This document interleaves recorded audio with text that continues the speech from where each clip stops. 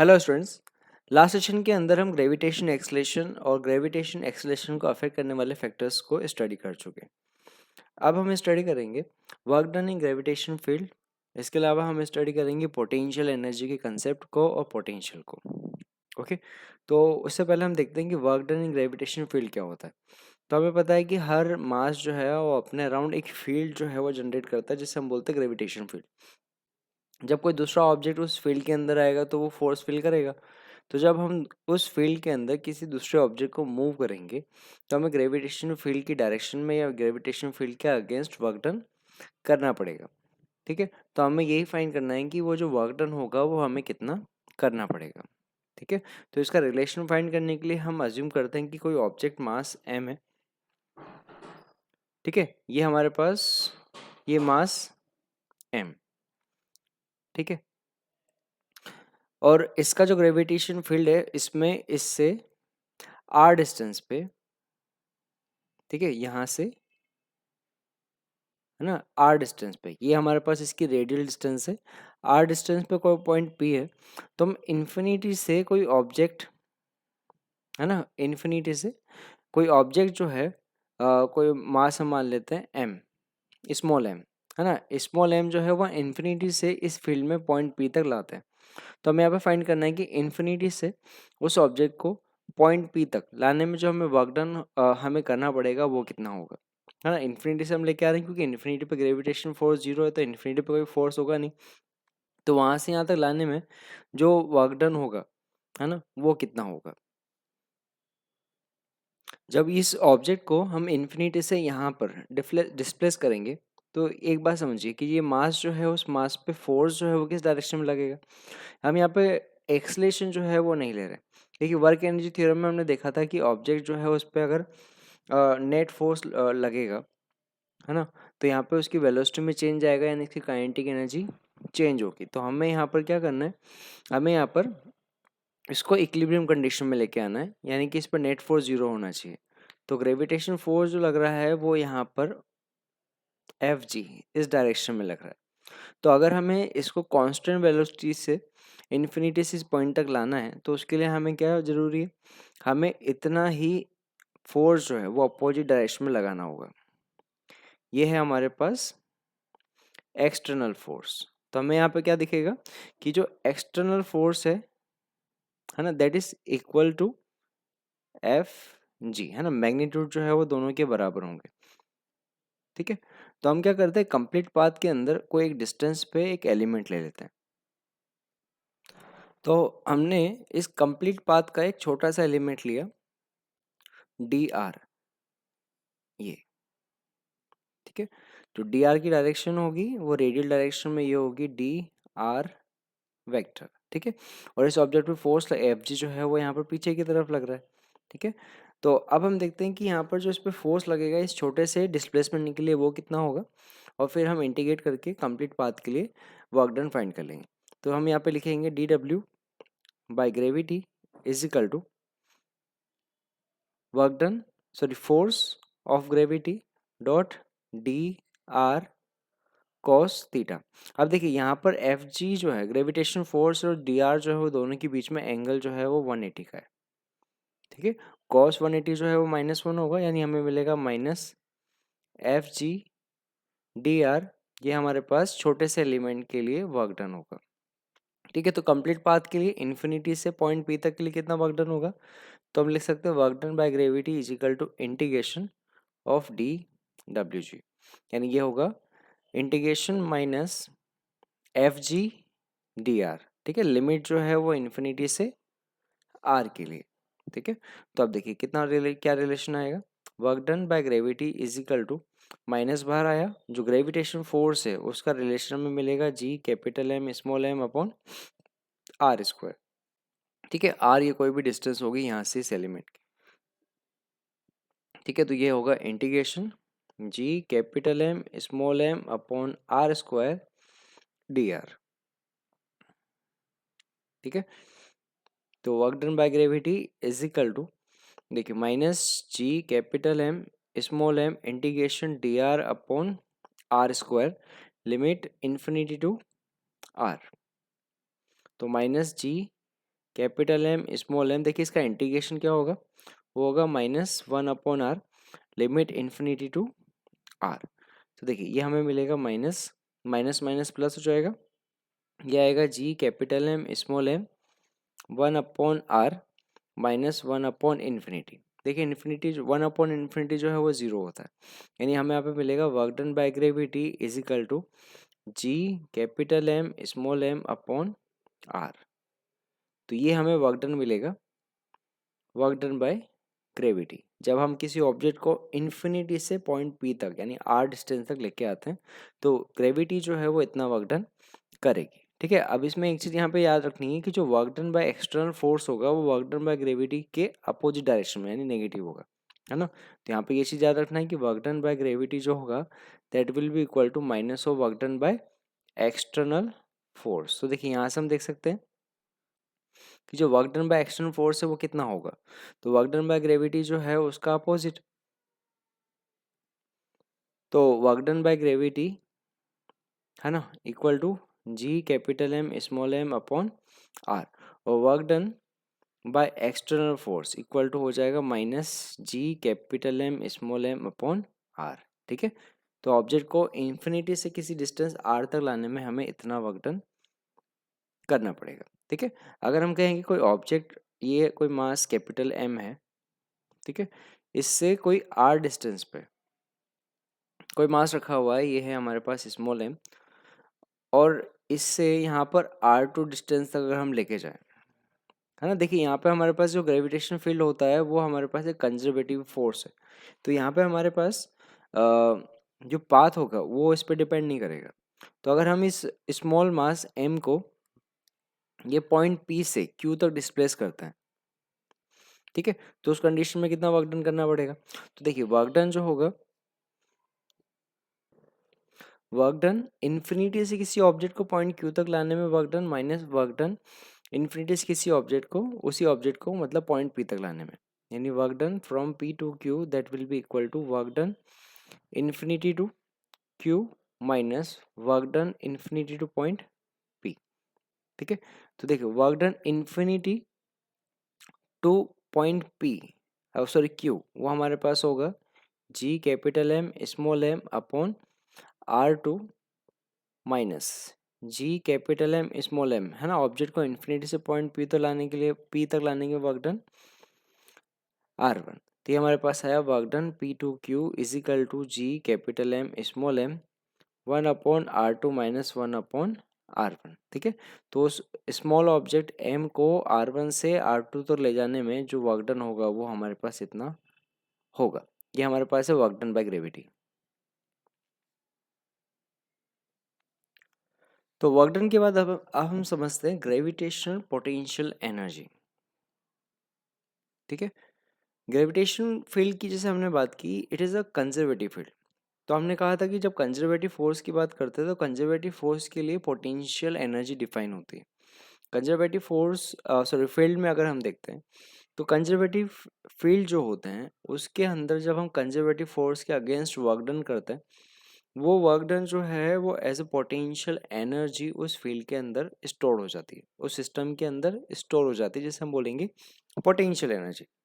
वैसे gravitation field भी है, तो जब ग्रेविटेशन फील्ड के अंदर हम किसी एक मास को दूसरे मास के पास लेके आएंगे या दूर लेके जाएंगे तो उस कंडीशन पे उसकी पोटेंशियल एनर्जी जो वर्क डन हम करेंगे उस वर्क डन की वजह से क्या होगा, सिस्टम की, दोनों मास सिस्टम की पोटेंशियल एनर्जी में चेंज आएगा। ठीक है, तो हम देखते हैं कि अगर हम किसी ऐसे सिस्टम की बात करें तो उस सिस्टम के लिए पोटेंशियल एनर्जी का रिलेशन क्या होगा, तो उसको हम सिंपली वर्क डन से फाइंड कर सकते हैं, क्योंकि हमें पता है कि कंजर्वेटिव फील्ड के अंदर जो वर्क डन हम करेंगे अगेंस्ट कंजर्वेटिव फोर्स वो यहाँ पे पोटेंशियल एनर्जी के बराबर होगा। ठीक है, तो हम बोल सकते हैं कि जो पोटेंशियल एनर्जी है वो ग्रेविटेशनल फील्ड की वजह से जो वर्क डन है उसके नेगेटिव साइन के बराबर होगा, है ना। तो हम यहाँ पे क्या कहेंगे,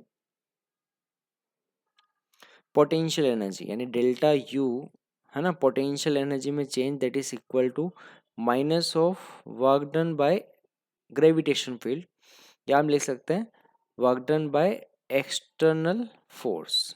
ठीक है, तो ये रिलेशन हमें याद रखना है। ठीक है, अगर डी डब्ल्यू की फॉर्म में लिखे तो हम लिख सकते हैं या इंटीग्रेशन की फॉर्म में लिखे तो delta U is equal to work done को हम लिख सकते हैं minus integration F G D are. ठीक है, कोई भी पॉइंट जो है वो R1 से R2। ठीक है, और एक्सटर्नल फोर्स है तो हम लिख सकते हैं इंटीग्रेशन R1 से R2 F external D R. ठीक है, तो ये रिलेशन हमारे पास होता है पोटेंशियल एनर्जी और फोर्स के बीच में। तो अभी हमने देखा वर्क डन बाय ग्रेविटी जो था वो था हमारे पास G capital M small M upon r. अगर हमारे पास ये मास जो है कैपिटल एम और ये मास स्मॉल एम और दोनों की भी डिस्टेंस अगर आर है, ठीक है, तो उस कंडीशन में ग्रेविटेशन पोटेंशियल एनर्जी का रिलेशन हम ऐसे लिख सकते हैं, वो होगा delta U G is equal to minus G capital M small M upon are. ठीक है, अब इसमें एक चीज याद रखिएगा, जो ग्रेविटेशन पोटेंशियल एनर्जी है ये सिस्टम ऑफ मासेस के लिए डिफाइन होती है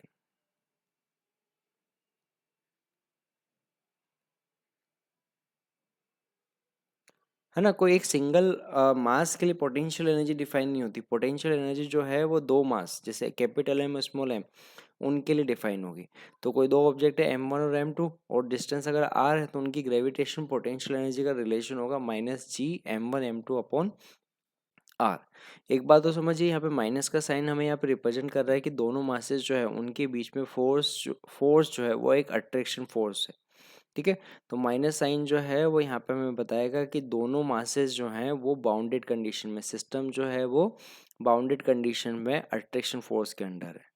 तो इसका रिलेशन हमें याद रखना है minus G M1 M2 upon r या capital M small M upon r. Gravitation potential energy scalar quantity है। ठीक है, इसके अलावा अभी पहले भी हम बात कर चुके हैं वर्क एनर्जी एंड पावर में, वहाँ पे हमने ये चीज़ भी देखी थी कि अगर बात करें ग्रेविटेशन पोटेंशियल एनर्जी तो change in gravitation potential energy जो है वो पाथ पे डिपेंड भी नहीं करती। मतलब अगर हम यहाँ पे जैसे बात करें कि ये जो मास है कैपिटल एम है और उसको हमने फिक्स किया हुआ है। ठीक है, इससे डिस्टेंस R1 पे ये कोई पॉइंट है P जहाँ पे मास जो है वो कोई M रखा हुआ है। ठीक है, या फिर M1 M2 कर लेते हैं। ये मास है M1 और दूसरा मास ये M2 है। ये R1 डिस्टेंस पे, और इस R1 डिस्टेंस से हम इसको लेके जा रहे हैं यहाँ पर R2 डिस्टेंस तक। ठीक है, अब देखिए इस मास को हम यहाँ से यहाँ पर पॉइंट Q तक, पॉइंट P से पॉइंट Q तक कैसे भी लाएं, किसी भी पाथ के थ्रू लाएं, सभी कंडीशन में अगर हम देखेंगे चेंज इन पोटेंशियल एनर्जी जो है सिस्टम की वो हमेशा सेम होगी। तो जैसे यहाँ पर अगर बात करें जब पॉइंट P पे है तो पॉइंट P पे ग्रेविटेशन पोटेंशियल एनर्जी कितनी होगी, तो होगा minus G M1 M2 upon R1। Point Q पे पोटेंशियल एनर्जी होगी minus G M1 M2 upon R2।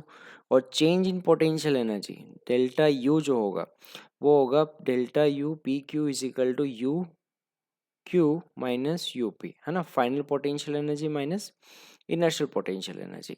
तो इसका रिलेशन हम यहाँ पे रख देंगे, ये आएगा minus G M1 M2 upon R2 minus minus G M1 M2 upon R1। ठीक है, तो ये हमारे पास आएगा जी M1 M2, ठीक है, 1 upon R1 minus 1 upon R2 delta U P Q. ठीक है, अगर हमसे ये पूछा जाए कि वर्क डन कितना हुआ तो ये तो हमारे पास है change in potential energy of system. ठीक है, पर अगर हमें ये पूछा जाए कि जो वर्क डन है वो कितना हुआ, work done from P to Q, तो इस कंडीशन पे होगा minus delta U P Q. तो यहाँ से हमारे पास वर्क डन जो है वो हम फाइंड कर पाएंगे। ठीक है, तो इतना याद रखना है, जो सिस्टम है उस सिस्टम के अंदर हम मास को जब डिस्प्लेस करेंगे तो जो वर्क डन होगा वो सिस्टम की पोटेंशियल एनर्जी की फॉर्म में स्टोर होता है और उसका रिलेशन होगा जी M1 M2 अपॉन आर। तो एक इलस्ट्रेशन देखते हैं यहाँ पर। देखिए हम अज्यूम करते हैं कि यहाँ पर वाई एक्सिस और ये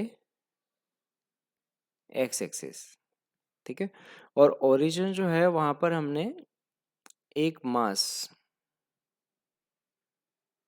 ठीक है, ये एक मास जो है ये कैपिटल एम इसको फिक्स कर रखा है, ठीक है।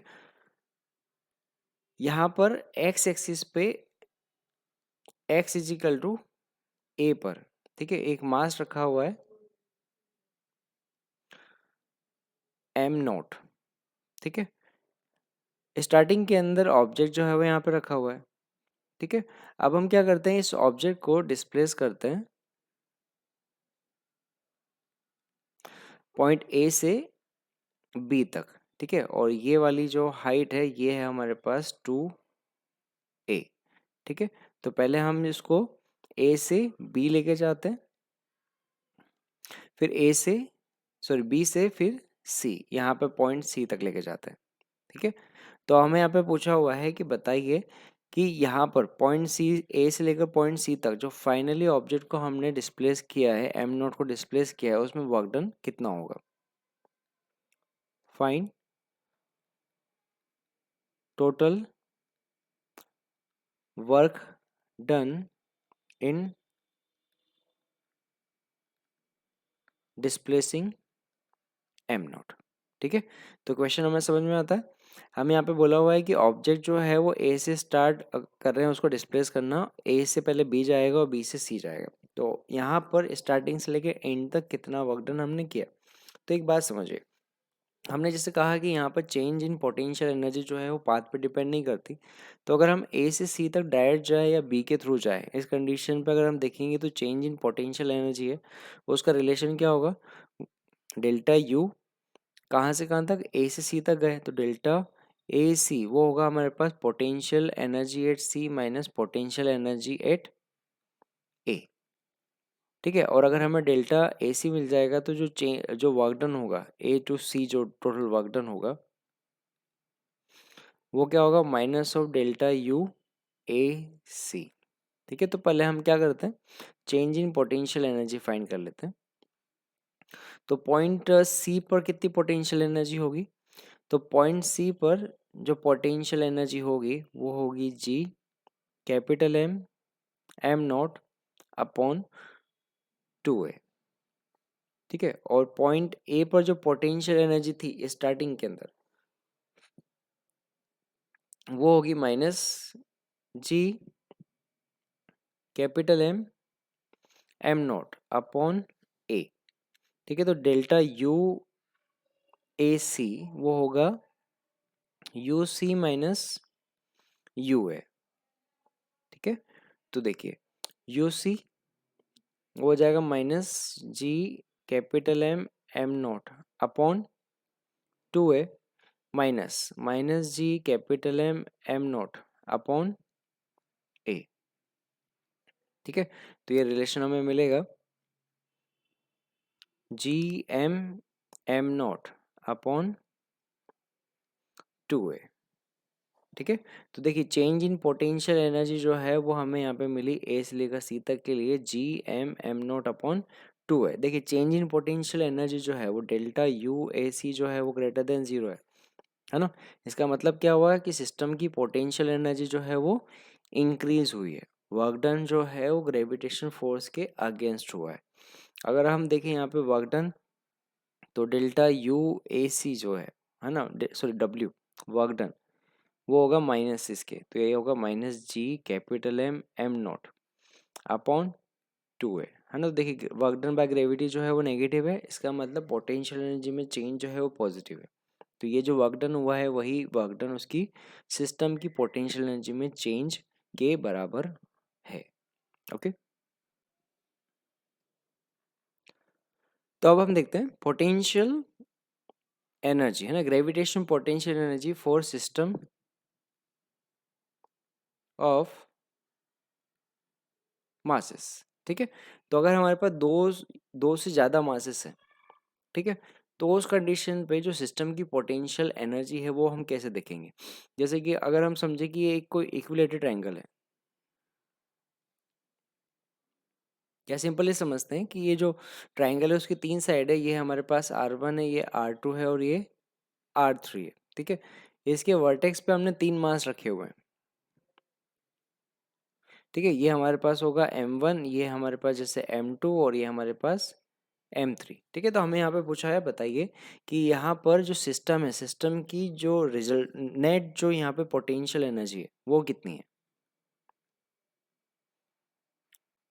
ये कितनी है। तो एक बात समझिए, जब सिस्टम के लिए पोटेंशियल एनर्जी की बात करते हैं तो पोटेंशियल एनर्जी आ किस रही है, तो उसको पहले हम समझते हैं। देखिए, अज्यूम करते हैं कि जब यहाँ पर M3 नहीं था, ठीक है, और सिर्फ M2 था, सॉरी M1 था, तो M1 को इन्फिनिटी से यहाँ पर पॉइंट ए तक लाने में वर्क डन हम देखेंगे तो वो जीरो होगा। स्टार्टिंग में यहाँ पर M2 नहीं है, ठीक है, सिर्फ M1 है। तो M1 को हम इन्फिनिटी से क्या कर रहे हैं, इन्फिनिटी से पॉइंट ए तक लेके आ रहे हैं। तो देखिए यहाँ पर M1 को लाने में यहाँ पर कोई दूसरा ऑब्जेक्ट जो है वो अगेंस्ट फोर्स कोई नहीं कर रहा, तो उस कंडीशन पे वर्क डन जो होगा वो जीरो होगा। अगर हम बात करते हैं पॉइंट बी के लिए, तो जब हम किसी ऑब्जेक्ट को इन्फिनिटी से यहाँ पर पॉइंट बी पर लेके आएंगे, तो एक बात समझिए, जब हम यहाँ पर M2 को लेके आ रहे हैं तो M2 को M1 के अगेंस्ट वर्क डन करना पड़ेगा। तो यहाँ पर इन दोनों की पोटेंशियल एनर्जी आएगी, यानी कि एक सिस्टम का जो पार्ट होगा वो हमें ये मिलेगा, ठीक है। तो एक तो पोटेंशियल एनर्जी आएगी ए और बी के बीच, ठीक है। तो जब हम यू सिस्टम की बात करेंगे, एक तो पोटेंशियल एनर्जी आएगी ए और बी के बीच, ठीक है, प्लस अब हम देखते हैं कि जब हम तीसरे मास M3 को जब इन्फिनिटी से लेके आते हैं तब, तो एक बात समझिए कि जब M3 को हम इन्फिनिटी से इस पॉइंट तक लेके आएंगे, वर्टेक्स के पॉइंट सी तक, तो M3 को वर्क डन करना पड़ेगा M1 के अगेंस्ट भी और M2 के अगेंस्ट भी। तो उस कंडीशन पे यहाँ पर डबल पोटेंशियल एनर्जी आएगी। एक तो यहाँ पर आएगी M3 और M1 के बीच में, क्योंकि यहाँ पर M1 के अगेंस्ट वर्क डन करना पड़ा M3 को, तो एक तो यहाँ पे आएगा UAC, ठीक है। देखिए एक सिस्टम बनेगा यहाँ पर M3 और M2 का भी, क्योंकि यहाँ पर M3 को जब हम इन्फिनिटी से यहाँ पे ला रहे हैं तो यहाँ पर M3 और M2 दोनों ही यहाँ पे पोटेंशियल एनर्जी चेंज कर रहे हैं, ठीक है। तो ये तो हमारे पास एक सिस्टम और आएगा, ये आएगा UBC, ठीक है। तो सिस्टम की जो नेट पोटेंशियल एनर्जी होगी वो उसके जो अलग अलग पेयर्स हैं उनकी पोटेंशियल एनर्जी के सम के बराबर होगी, ठीक है। तो इस कंडीशन में देखिए हमारे पास आएगा GM1 M2 अपॉन R1, ठीक है। या इसको एक काम करते हैं, सिंप्लिसिटी के लिए इसे लिख लेते हैं R12, इसको हम लिख लेते हैं R23 और इसको हम लिख लेते हैं R13। तो -GM1 M3 upon R13 minus GM2 M3 upon R23। तो इस तरीके से हमारे पास पूरे सिस्टम की पोटेंशियल एनर्जी जो है वो नंबर ऑफ पेयर्स की पोटेंशियल एनर्जी के सम के बराबर होगी। अब जैसे हमारे पास कोई स्क्वायर होता, ठीक है, और स्क्वायर की साइड पे अगर हम 4 मासेस ला के रखते हैं तो उस कंडीशन में सिस्टम की पोटेंशियल एनर्जी क्या होगी वो हम फाइंड कर सकते हैं। तो समझिए सिंपल सी बात है, यहाँ पर हमारे पास जो मास जो है वो ये एक ए पे रखा है, एक ये बी पे रखा है, एक ये सी पर है और एक यहाँ पर डी पर है, ठीक है। ये हमारे पास एक स्क्वायर है। तो उस कंडीशन पे सिस्टम की नेट पोटेंशियल एनर्जी क्या होगी, तो देखिए समझिए यहाँ पर कितने पेयर्स बनेंगे वो चीज़ समझिए। एक पेयर बनेगा ए बी का, एक पेयर बनेगा बी सी का, एक पेयर बनेगा यहाँ पे सी डी का और एक पेयर बनेगा यहाँ पे एडी का, ठीक है। सभी कंडीशन में मास इक्वल है और डिस्टेंस जो है वो सभी की एल है। तो सिस्टम की पोटेंशियल एनर्जी कितनी होगी, तो देखिए 4 पेयर बनेंगे यानी 4 into GM² upon L, L यहाँ पर इनकी साइड है ना, स्क्वायर की साइड है। अब एक बात समझिए, यहाँ पर 2 पेयर और बनेंगे, वो बनेंगे डायगोनल वाले। एक पेयर बनेगा ये डायगोनल वाला BD वाला, एक पेयर बनेगा यहाँ पे ए और सी वाला, ठीक है। तो 2 पेयर जो है वो एक्स्ट्रा बनेंगे। अब देखिए यहाँ पर डायगोनल डिस्टेंस कितनी है, अगर हम यहाँ पे देखें डायगोनल डिस्टेंस, तो ये हमारे पास L है, ये हमारे पास L है, तो ये होगा √2L, ठीक है। तो देखिए यहाँ पर हमारे पास पोटेंशियल एनर्जी क्या आएगी, प्लस 2 × -GM², डिस्टेंस आएगी √2L। ठीक है, तो जो सिस्टम है, सिस्टम की पोटेंशियल एनर्जी हमें मिलेगी GM² अपॉन L, कॉमन निकाल दिया। ठीक है, ये आएगा हमारे पास -4 -1/√2। ठीक है, तो ये -GM² अपॉन L, 4√2 -1/√2। ठीक है, तो पूरे सिस्टम जो है, जो स्क्वायर का जो सिस्टम दिया हुआ है, उसकी रिजल्टेंट पोटेंशियल एनर्जी जो है वो इतनी होगी।